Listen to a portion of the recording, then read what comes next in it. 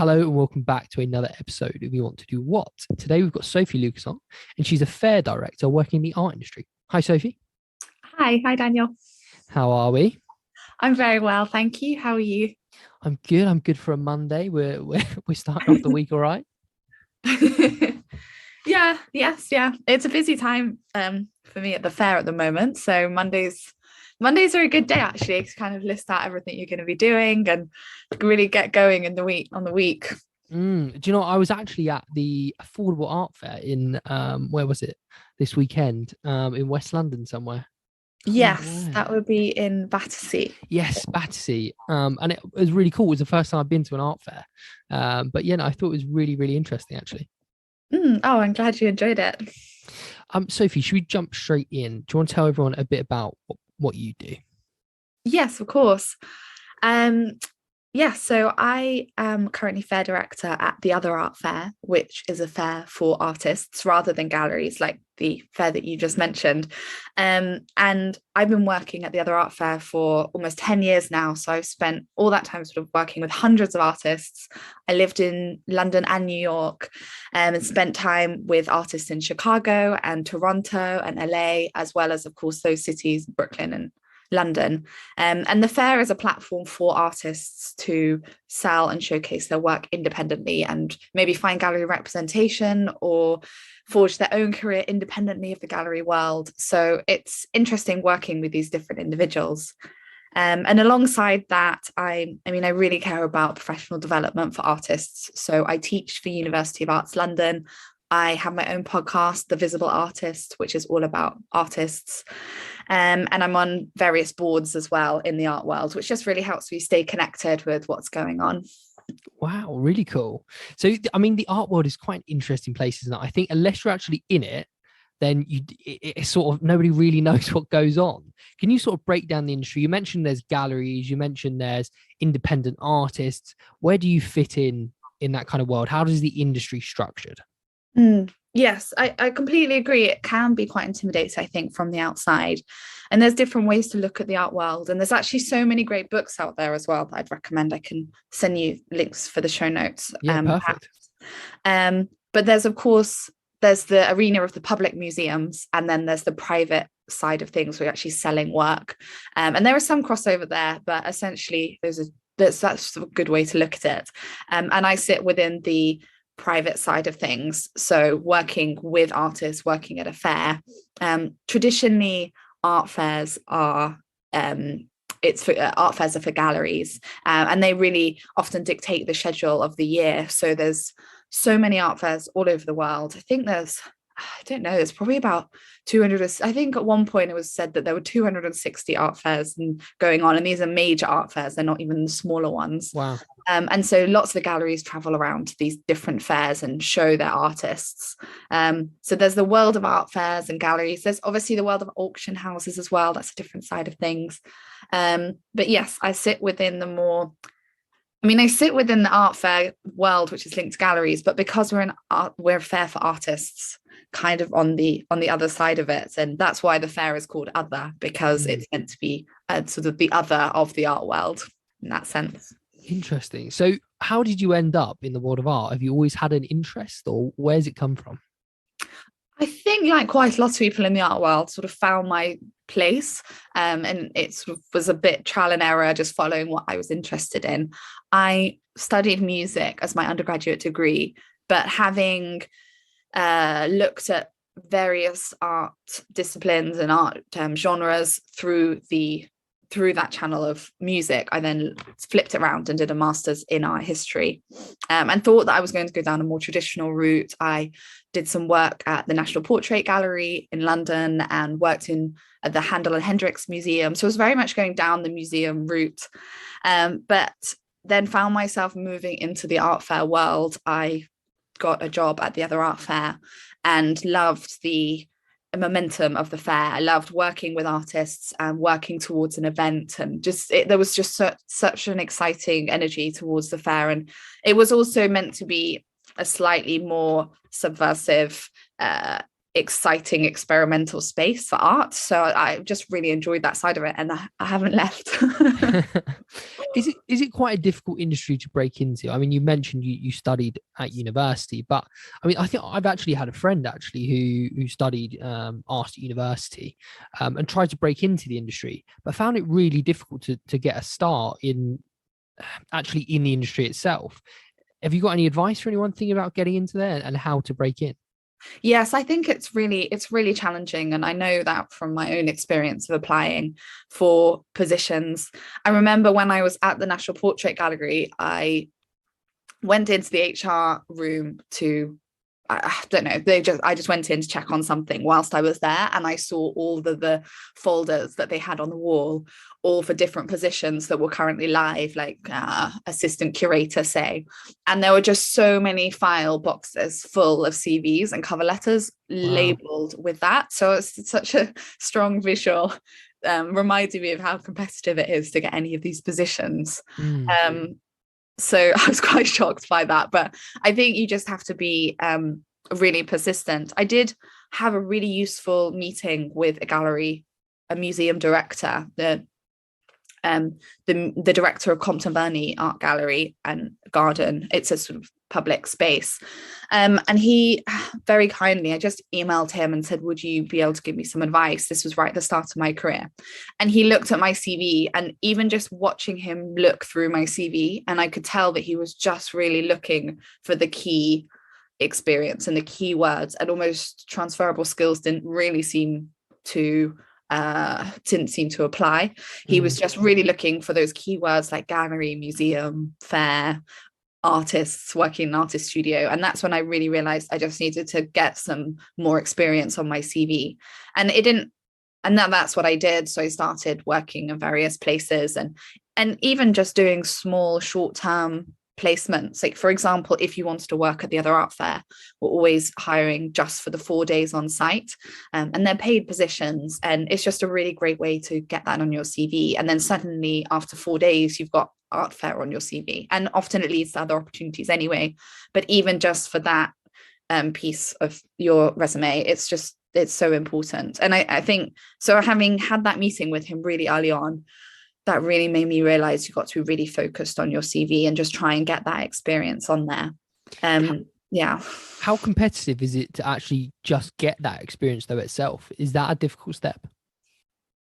I think it is a difficult step in the right at the top. So if you wanted a placement, say at the National Portrait Gallery, it's going to be really competitive.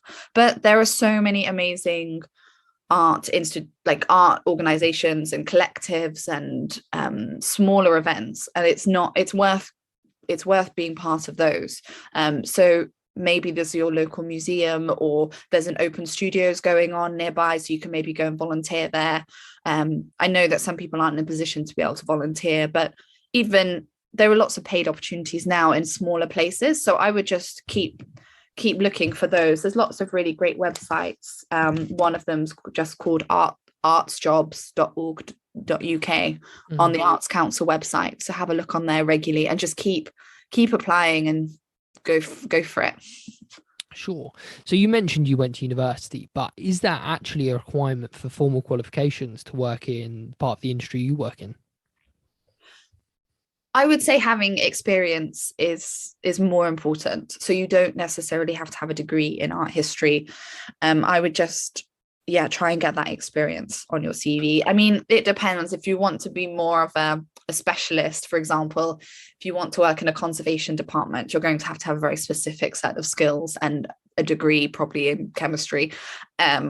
But for most people in the art world, often they come from different backgrounds. Like they might have been to university, they might have studied something completely different, and they've just found themselves being drawn into this world. So no, I don't think you have to have gone to university. I think just trying to get that experience on your CV is important, because, as you say, it is really competitive. And what's an average day like for you in your current role?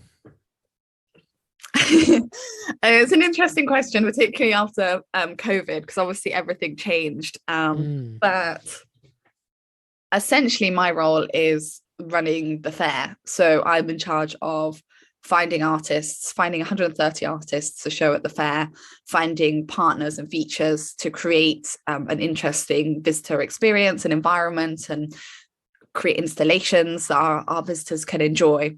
And sort of working closely with the operations and the marketing teams as well. So it's a real mix. And I essentially start off my week dividing up my page into the different cities that I'm working on. So at the moment I'm working actually on the Brooklyn and Chicago fairs.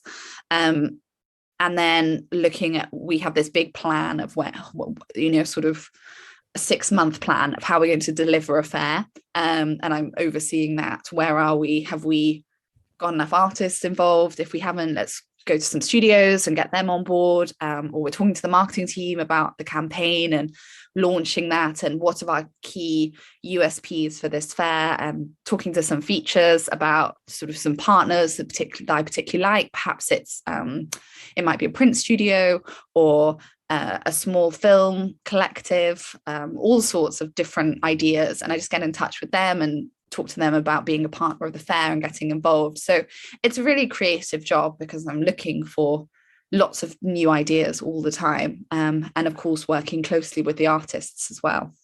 That sounds interesting.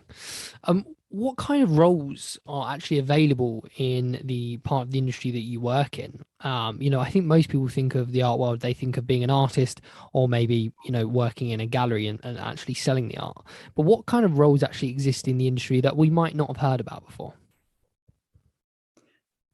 Well, a lot of the work that we're doing is essentially events. So if you think about an event, who's involved in that event, and those are the people working on the fair as well. So we have operations is a big side of that. So people working on the logistics, and these might be teams that have actually worked on lots of different types of events. They might have worked on even boat shows or coffee festivals or anything like that, music festivals. But they're bringing in their skills of planning and working with our walling companies, our lighting, just to make the physical fair come to life. So that's one big section that perhaps people don't really think about, like the operations side of things. And often those people, as I say, don't have an art background, but they enjoy thinking about how the event's going to work for an art interested audience. And then we have our marketing team as well. Marketing is obviously a huge part of it. It's all about telling the story of the fair and the artists. So we work very closely with the marketing team and social media team. And those skills are also transferable across industries. So if you've worked in marketing somewhere else, then you can come on board. And particularly if you understand event marketing, essentially, you need to tell the story well enough to get people to come through the door and buy works of art. Mm. I mean, it sounds like there's quite a lot of travel involved in the job. It's not an office-based job as such, is it? It sounds like you're out and about meeting people, discussing, going to fairs all over the place. Definitely. And that's one thing I've really realized over the however many years I've been doing this, and particularly when I moved to New York to run the New York Fair and launch Chicago, is that it's so valuable to just go and meet people face to face and chat to them. And maybe I'll go and find them at a fair and I'll just start talking to them, or I'll message them and say, I'd love to tell you more about the fair and what we do. Can we meet for a coffee? And usually people are very happy to meet. And so you just got to be brave and go and meet people you've never met before, and then just see where that leads, because it's so valuable to do that. And what kind of personality traits do you see in yourself that you think have helped you really succeed in your job so far?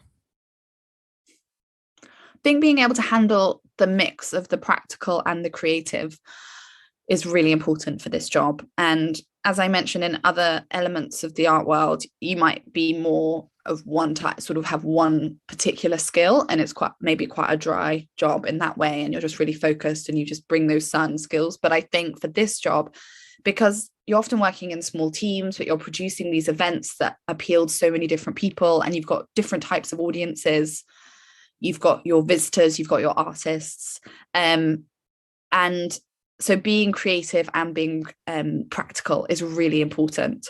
And spinning off from that, I mean, being really well organized is so important, because you're having to see this whole process through from start to finish, and you are essentially responsible for coordinating hundreds and hundreds of people to do different things.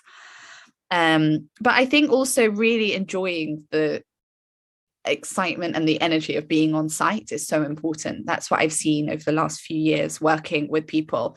The most successful people in fairs are those people that actually just love being there and welcoming people on site and problem solving and just enjoying the atmosphere, not just hiding behind a desk. And as you say, yes, travel and meeting people is a really important side of that. And I would say that I'm not a really outgoing, really extroverted person that just loves, that thrives on that. I would be surprised myself to think that I was doing that. I think I'm quite sort of average in that sense, but it's definitely a job for people that enjoy that excitement of building up to working towards a fair and then getting to that 6 o'clock moment where you open the doors and people come in and it's actually happening. And for you, what's been the biggest positive or opportunity you've personally had from working in the industry so far? I think one of the the most amazing opportunity was, of course, moving to New York with the fair.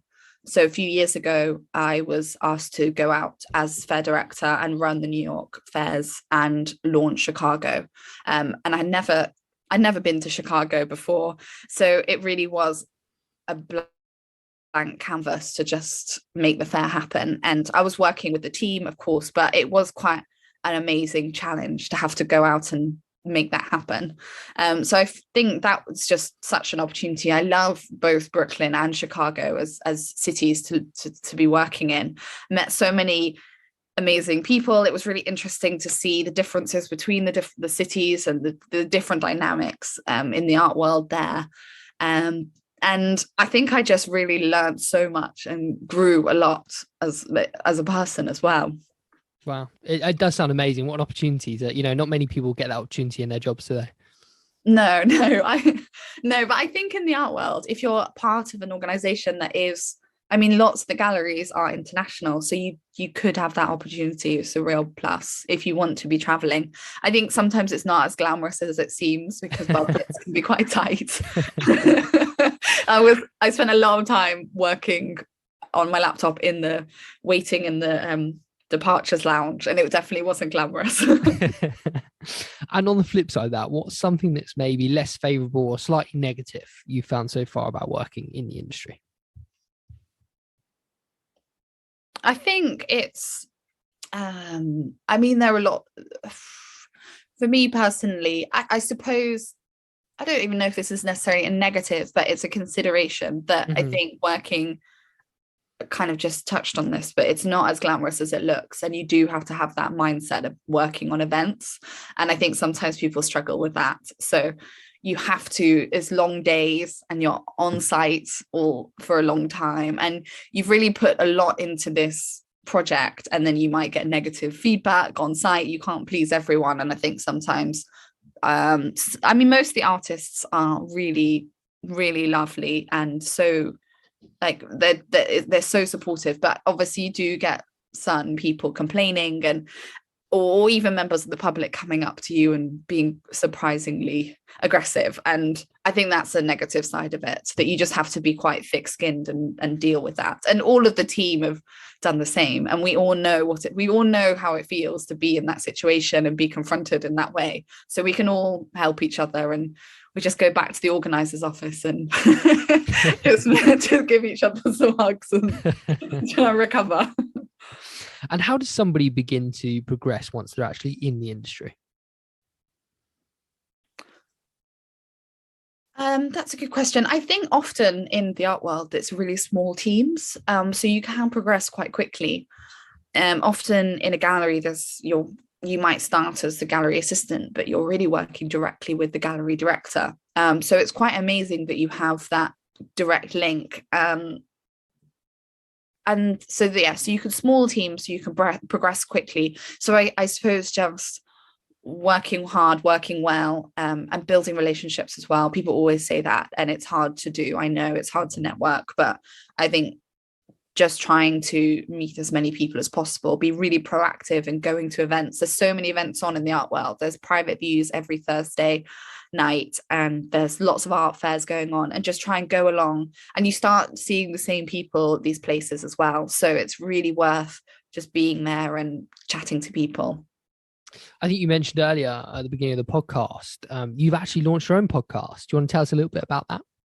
Yes, I'd love to, because I'm really enjoying it. It's I've had this idea for so long, so I'm really thrilled I've actually finally got around and done it. It's called The Visible Artist, and it's a podcast for artists, and I'm interviewing artists. So it's all about giving practicing artists who might be in their studio, you can listen in and be inspired and get practical advice about what it's like to be an artist. So I talk to a real range of like painters, photographers, illustrators, but also people that work in the art world as well. I mean, that sounds so good. You know, we were talking just before we came on, and we said art can sometimes be a bit of a, you know, if you're don't work in it, you don't know much about it. But that sounds like a really good way for any young artist to actually learn about the industry. Yes, I think so. I've had some really great feedback already. It's only been running for about a month, so I'm sort of on episode 8 now. But I've had really good feedback, and that's where it came from, really. I had so many great conversations on site at the fair or visiting artists in their studio. I just thought it would be good to share all these conversations, and artists are usually so generous. They are very happy to share their experiences and help other artists. So it felt like such a natural thing to do. And would you still go into this industry knowing everything you know now?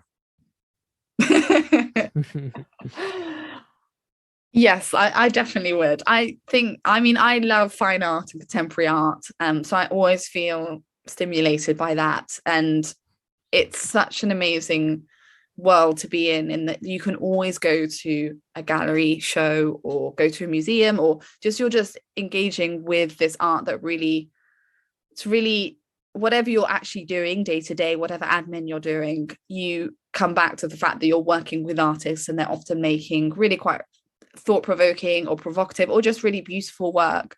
And I think that is really what drives me in this job.